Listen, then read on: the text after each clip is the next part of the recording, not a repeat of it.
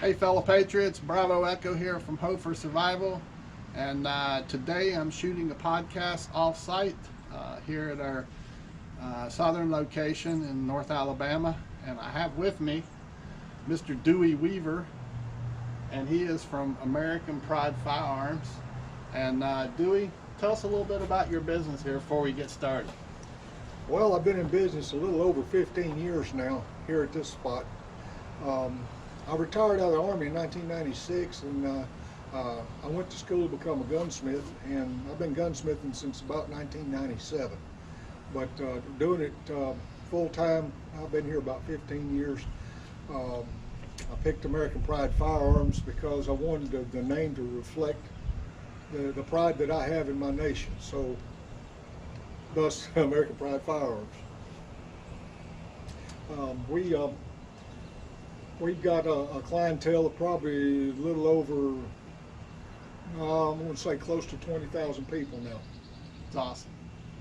That's awesome. As Dewey stated, he is a veteran, retired Army. Yes. I don't hold that against him. He served his country. It's not Air Force, but he's still a brother patriot and a brother in Christ.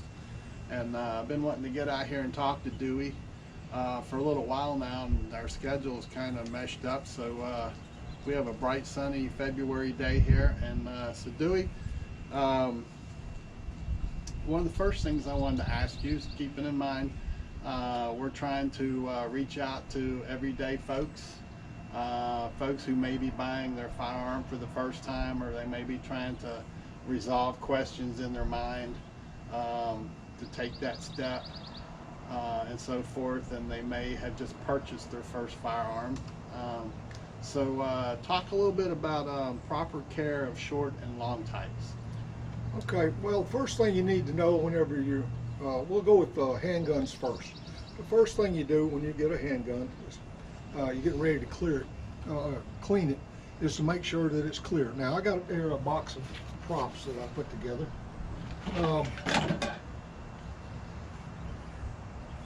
For folks that's never had shot firearms before, I recommend revolvers. Revolvers don't jam, and they're easier to take care of than semi-automatic pistols. Semi-automatic pistols are they're complicated, and if you don't know how to clear a jam in a combat situation, then it could mean your life. So perfect practice makes perfect performance. In cleaning handguns, the first thing you do is read your owner's manual.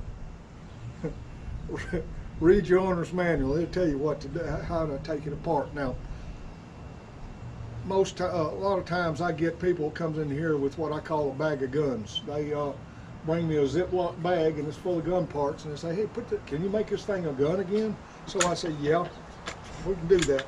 So you got to know how to take your guns apart. The first thing you do, if you got a semi-automatic and you want to do it, is clean it. Make sure it's clear. Take the magazine out. Now, this magazine is loaded. I intentionally don't have one in the chamber for safety purposes. That's going to come a little later is one of your other questions.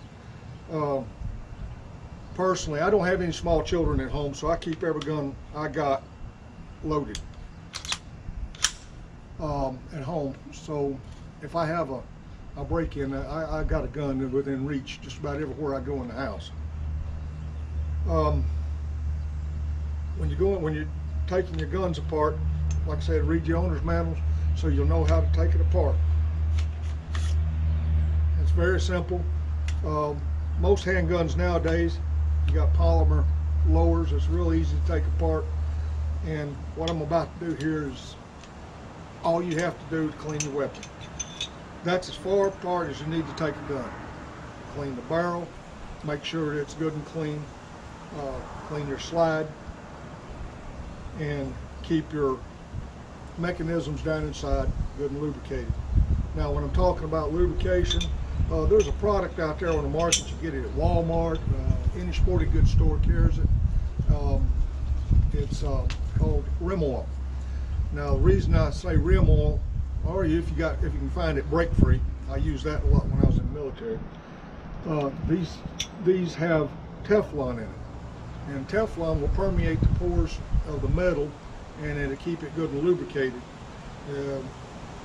A gun that you shoot all the time, if you was to clean it, keep running a patch down through the bore until it comes out perfectly white, spray it down with your rim oil, come back the next day and run a patch through it, and it will be black again, because that Teflon will reach down inside the pores and pull all that out and make it easier to clean.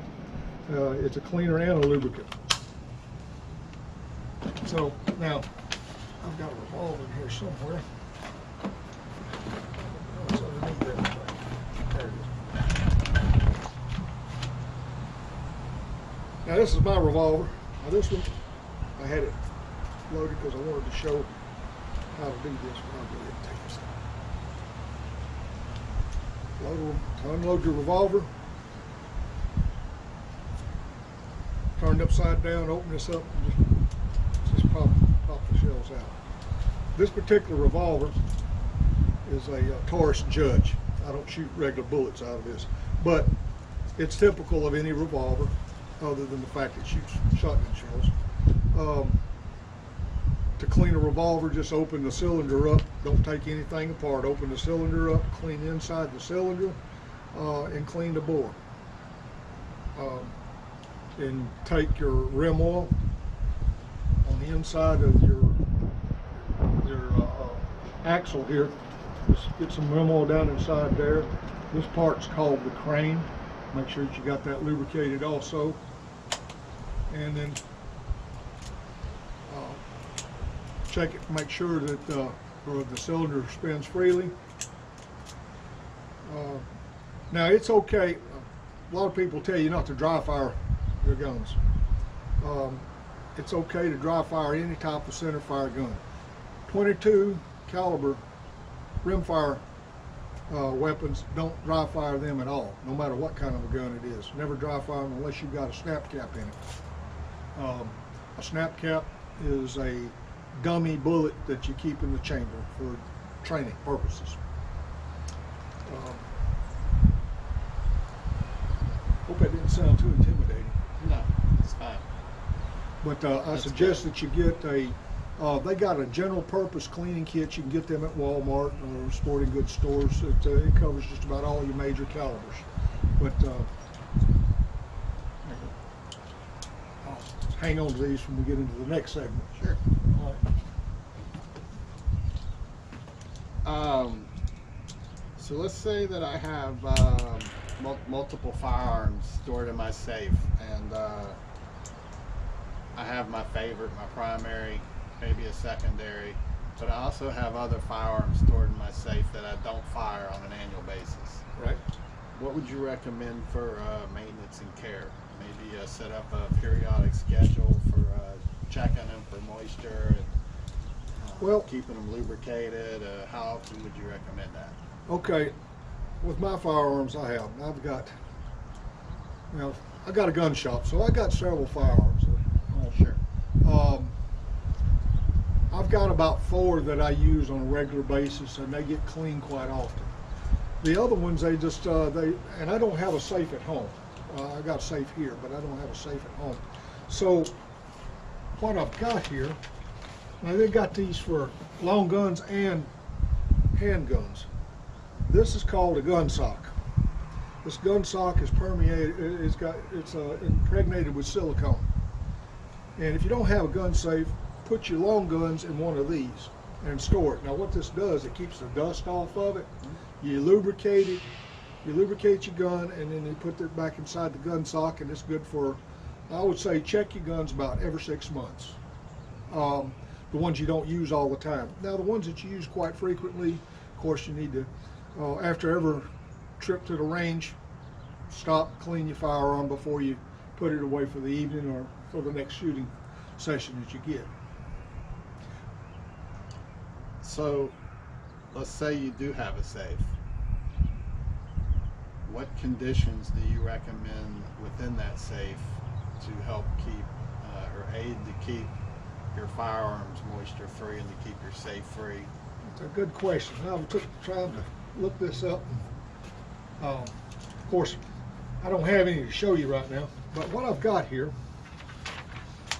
this is called dry, and they come in different colors. Now this is an orange, they're little pellets. This is silicone gel.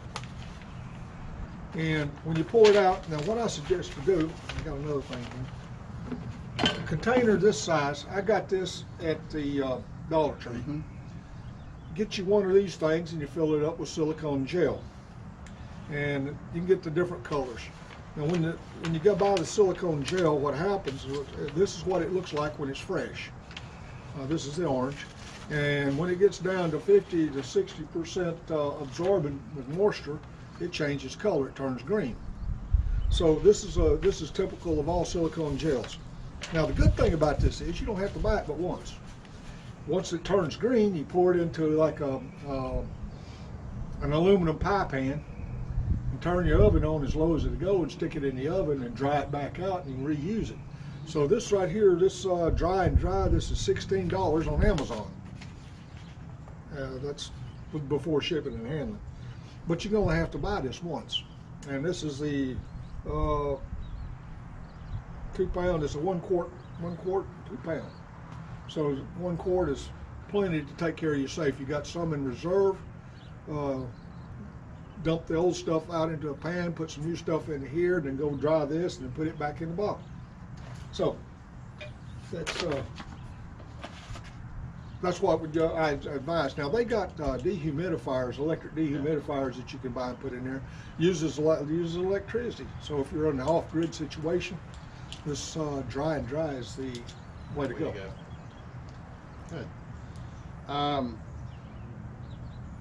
hate to use the term safe management, but let's say you have a middle to large size safe and you've got multiple long guns and short guns and ammo stored within it.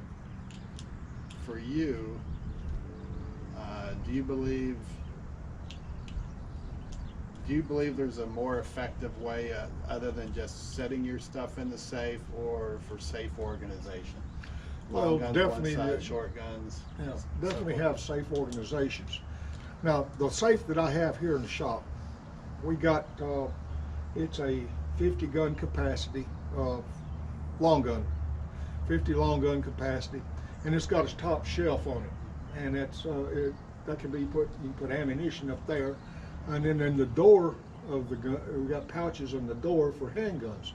So what I would suggest for folks that have safes, and you got several guns, your primary and secondary guns, put them up front. And store everything in the back that you normally use, but put all your the stuff that you would normally use up front first. Okay.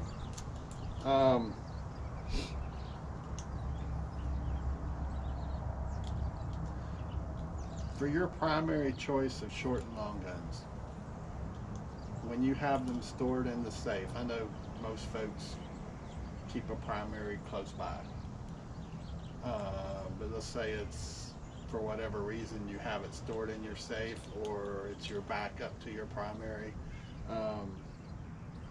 What's your thoughts on keeping them loaded in the safe? Well, me personally, I don't have small children at home. Right. When I did have small children, they were raised around guns. They were taught gun safety from the time that they could just about walk and talk, all the way up to, they're all grown now.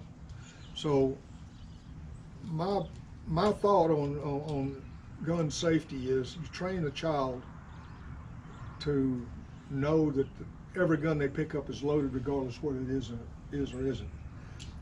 I've got all of my guns, well, like I said, when I'm in my house, I'm within reach of a firearm no matter where in the house I'm at. And I've got a 4-year-old grandchild that knows that belongs to Papa, you don't touch. My wife moved one of my guns one day and the granddaughter got onto her. You know what I mean? She says, no, that's Papa's gun, don't touch it. Don't touch. So she knows at 4 years old, not to bother. But my thoughts on keeping loaded guns, if you don't have a loaded gun, within reach and you need it,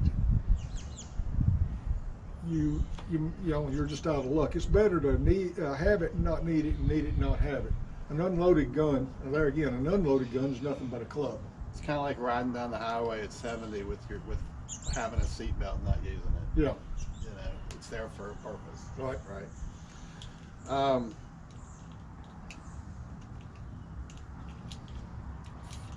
For your primary and secondary, short and longs, what's your recommendation for number of magazines to have preloaded? Okay. If any at all. What's your thoughts on that? There's another good question. I have an AR-15. Oh, let me grab it. I have an AR-15 here. This gun is, I would consider this to be a primary. Actually, hope you don't mind, but I got about 3 primaries for different purposes. Now That's fine. this gun here, I carried one of these for 22 years, so I'm not real fond of these things, but they're handy to have.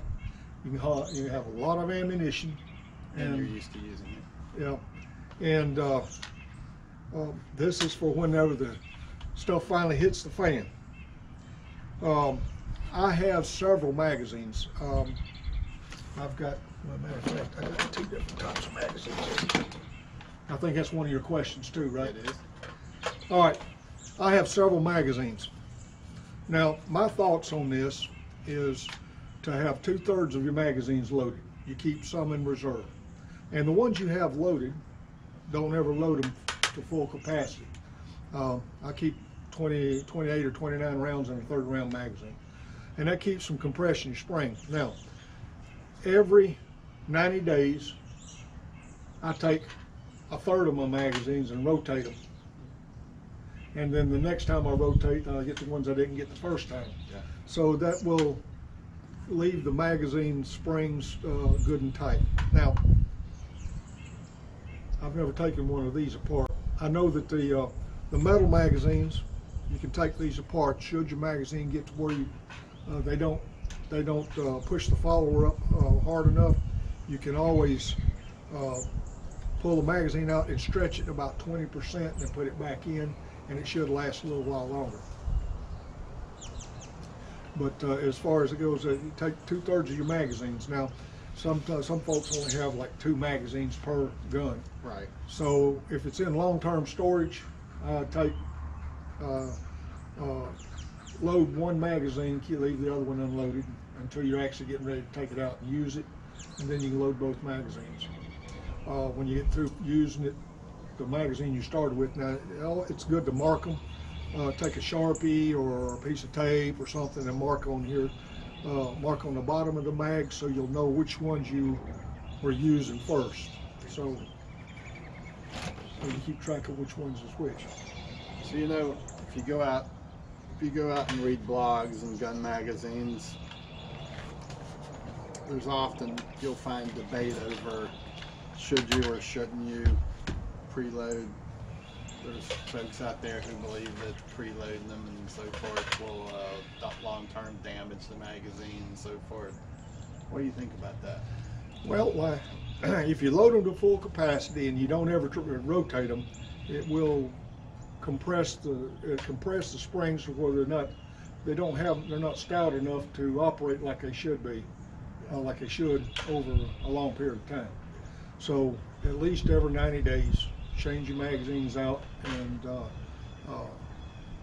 swap them out with a fresh magazine that's been unloaded for a while. So we're talking about long-term storage of ammo and magazines and the maintenance of them. What's your thoughts on the ammo that they're using to store in those magazines? All right. Let's say they're storing them in a safe and it's got good conditions, it's dry and so forth. As long as the ammunition stays dry and stays moisture-free and a steady climate, ammunition will last for a long time. I've got ammunition at the house that I'm still using that was manufactured during World War II, and it all has to do with the way that it's taken care of. Now, I have down here, yeah, I'm gonna have to, not gonna be a part of another one. I've got 2 ammo boxes here. Oh. Now, military surplus is a good thing to go to. These ammo cans were designed to store ammunition for decades. This particular one here, this is just one of many that I have, 22 long rifle. This is the decadent that you can get. This happens to come out of medicine bottles, so I save all these. I get that from my mother and other folks. So I save these things and put this inside my ammo cans. That'll keep your ammunition good and dry. And I keep it in I've got a cool, dark closet. That's where I keep my ammunition in. And it's a good thing to label each one of these. Since this one right here says M60 ammunition, I didn't see any need to relabel it, because what I've got in here is the .308 caliber ammo and bunches of this decadent here. Oh, I got one here. I left it here on purpose. I wanted to show you. Now, this is one that's fully charged. It's still good. This is one that's bad. And this one is, this being plastic, I don't think I could put this in the oven at 175 degrees without it melting. Don't try this at home. Yeah, don't try this at home, because your wife might get mad at you. But anyways, as far as long-term storage goes, that's what I use as ammo cans, and that's what I suggest. Even if you got a safe, put it in the ammo can, and so if you need something in a hurry, you got it marked, you can grab it and go with it. Yeah, make sure you have them labeled too, so you're not sitting there trying to figure out what you have in each ammo can, or ever how you're storing it. Yeah, this one here is labeled 22 long rifle. Just kind of off the cuff, what's your recommendation as far as suggested number of rounds for you should have in your storage or possession for each firearm, or at least for your primary and secondary short and long? Well, folks, it's not like me that has a gun shop. I've got too many different kinds of firearms. Yeah. My suggestion for folks that's just wanting to do the prepping side, that's not avid hunters and so on and so forth, is to stick to 2 to 3 calibers of different guns. There's 5.56. Now I've got a bolt action 5.56, so I can do double duty. The .308 calibers for this is my other primary. This M14. I got the .308 for that, and I also got a bolt action. I got a .308 sniper rifle that I built, and so the same bullet will fit both guns. I've got several 22 caliber rifles and handguns. I teach classes, so I keep a lot on hand. This is my 22 caliber. All intents and purposes, it's a sniper rifle. But this is one I keep handy for varmints. We got a lot of coyotes out there at the house, so I keep this one by the back door. And normally I got a banana clip going down through there, so I get 10 or 15 coyotes at one time. I have to chase them a little bit. Yeah. So I would keep my calibers down to 2 to 3 different calibers. Now for your long guns, I'd say no more than 2 calibers for long guns. Handguns, if you got a revolver that shoots .357, obviously you can't use a .357 in a 40 caliber. So, and that probably come in another segment. We talk about calibers and the best things to have. So how many rounds would you recommend they keep on hand? I often hear folks say, you should have at least 5,000 rounds per. I know I hear some folks say Okay, there's no such 10,000. thing as too many bullets. Sure. Or too many guns. So whatever you're comfortable in stockpiling, but just make sure that you got the storage space for it. And be careful. Now, we'll talk about ammunition. I got some samples down here that I want to show you of what not to do, and we can cover this in another segment too. Some other things that's happened. Let me get these. I got a 5.56 and a. Okay. This is, I think this is Tull or Wolf. This is Russian-made ammunition, and this is steel-cased ammo. A lot of people buy these things, and I have gotten, as a matter of fact, inside the shop here, I've got a receiver that's blown up, and it's due to somebody using steel-cased ammo in American weapons. If the gun's not designed to take that type of ammunition, don't use it. Now, I've got several hundred rounds of each of these, but because I've got bolt-action rifles, I'll use these in bolt-action rifles.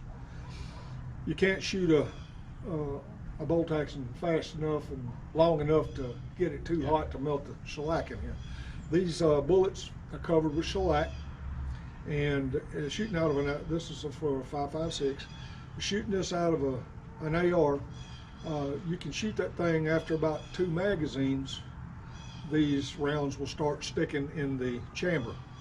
The tolerances in the ARs are so tight that the metallurgy on these things, when brass will expand and contract real quick, whereas steel expands but it doesn't contract fast enough, and it gets stuck, and that's how I ended up getting one blow up in there. So it didn't blow up on me. The customer brought it in, it was blown up. So if you got steel cased ammo, use it in a bolt action rifle. Don't use it in any semi-automatic rifle. Stick with brass ammo. If you're not sure if it's brass or not, when you go to buy your ammo, take a magnet with you. If it sticks to the bullet, don't buy it. Easy way, especially if you're not certain. Yeah. Now they got what is it, Russian 7.62 by 54. Very rarely you'll find that in brass. Now they do make brass rounds, but they're colored they got a copper color to them. What it is copper plated. It's copper plated steel, and a magnet will stick to it. So what's your thoughts on preference as far as the metal versus plastic magazines? Okay, well, when I was in the military, I ran a firing range, and we did a beta test on these things a long time before they started coming out with them for the civilian market. The plastic is okay, but the lips will wear out on it a lot quicker than will the metal. Now this is a metal mag. My preference, and this is strictly owner's preference, my preference is the steel mags. I'd take these any day. They're easier to take apart and clean versus these plastic ones. Now they're cheap. These are just as cheap as these now. You can get the metal ones as easy as you can the plastic ones. I suggest getting as many metal ones as you can, as many as you actually want, rather than plastic. The only reason I got these is because when I bought some surplus ammo, these came with it, and otherwise I wouldn't own them. So let's say for your primary and secondary short and long guns, how many? I know having as many as possible is good. How many at a minimum do you recommend that folks have magazines for their primary short and long guns? A minimum of 2. Sure. I know for me personally, I keep 10. And then I have a couple spares, right. But still 10. Well, I don't carry 10 with me, but I have 10. I've got so many handguns, it's hard for me to keep more than 2 handy. but the main ones that I use. Now I've got three guns that I depending on the occasion. Two of these pistols. I've got a Ruger 40 caliber. This is an FN 57, and the one that I'm carrying is a Kel-Tec PMR 30. Now this is mainly my primary weapon. People laugh at me because it's a 22 caliber gun. Well, Can't beat it. proper Can't beat bullet 22. placement. That's it. Well, I got a little story to tell you right quick on these. And I've shot my target out at my house. I've got a steel plate behind it. I've shot it with every conceivable caliber of handgun. And when it hits the steel, it just goes splat. Now this is not that real hardened steel. This is just mild steel. Shot it with this, and I went over to check it. It didn't sound right, so I went to check the target behind it, and it put an 1/8 inch dent in the steel plate. So 22 Magnum is a powerful round. Besides that, this is lighter, and don't pull my pants off of me. Yeah. I know I was talking to another gun enthusiast and a lot of other folks you talk to, and when you push the machoism aside, and they're honest with you, Yeah. the 22 Well, there's more people. is, Well, it's up just- to 100 yards, the accuracy, and dependability of the 22. Well, You're not shooting at a statistics bear, show but- that there's more people killed every year with a 22 caliber bullet than any other caliber. They're dangerous little rounds, and I think that's why the big buyout of 22 caliber ammo was done during the Years Obama ago. administration, was to keep it out of the civilians' hands Yeah. because it is so devastating. Yeah, I know a lot of folks were buying the 22, were hoarding the 22 during that period, and they didn't even own guns, and they were actually trading 22 ammo on the street for drugs. I'll be darned. Well, I was hoarding it too, but I told everybody to start hoarding it, and nobody wanted to listen to me. They said, "Oh, it's 22 caliber. We can buy 500 rounds for $10." I said, "Well, then you take about $500 and go buy as many as you can get." Yeah. Well, as I did. Yeah. All right. That's the first segment of the interview with Dewey. And Dewey, before we come back for the next segment, if folks want to reach out to you, how's the best way they can contact you? Well, they can either call me. Our phone number is 256-945-7609. Okay. Do you prefer that over email? Or? I think that's right. I gotta check my card. I don't call myself. Yeah, that's how I am. What's I my phone number? changed my number. I'm sorry. It's 256-929-4041. And just double check that right quick, because I put that on there. No, I was right the first time. 945-7609. We need to edit that one out. Or are you going to do that with the bloopers? Yeah. Yeah. Okay. We're going to take a quick break, and we'll be back in a second. And this is again Bravo Echo from Hope for Survival, and I'm spending some time with Dewey Weaver here at his shop. Quite the unique place, kind of a neat hangout actually, other than he works too hard. So we'll be back in a few minutes.